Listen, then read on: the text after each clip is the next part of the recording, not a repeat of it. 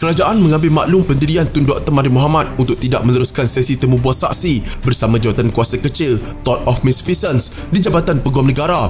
Menteri di Jabatan Perdana Menteri Datuk Seri Dr. Wan Junaidi Tuanku Jaafar berkata, mantan Perdana Menteri itu tidak mahu memberi kerjasama selagi Tan Sri Muhammad Apandi Ali dilantik sebagai pengerusi pasukan petugas khas semakan undang-undang kes kedaulatan Batu Putih, Batuan Tengah dan Tubis Selatan. Menurut beliau, kerajaan berpandangan tiada isu berbangkit berkaitan keputusan Jemaah Menteri pada 29 Oktober lalu untuk melantik Muhammad Apandi, memandangkan pertimbangan sewajarnya telah dilaksanakan terhadap keputusan menubuhkan pasukan petugas khas tersebut. Oleh itu, katanya sebarang bantahan berkaitan kedudukan pengerusi pasukan petugas khas sewajarnya dibangkitkan lebih awal untuk perhatian kerajaan. Pasukan petugas khas ini dilantik dengan tujuan spesifik untuk meninjau dan mengkaji option perundangan bagi menyiasat berkaitan penarikan rayuan kes ini di International Court of Justice (ICJ) pada 2018. Pasukan ini juga telah menjalankan tugas mereka selama 7 bulan sehingga laporan interim disediakan dan laporan akhir serta tindakan susulan sedang disediakannya. Adalah mustahil untuk saya bertindak sewenang-wenangnya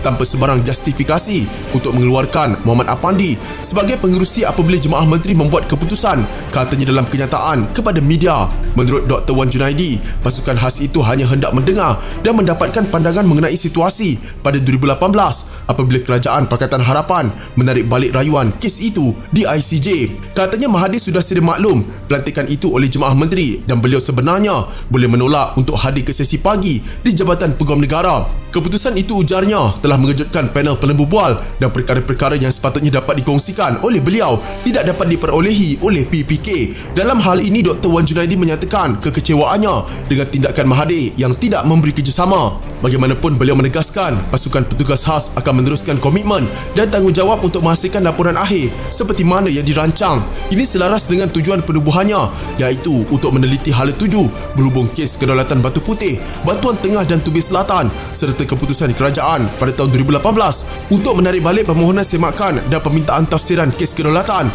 Batu Putih, Batuan Tengah dan Tubis Selatan, kata beliau.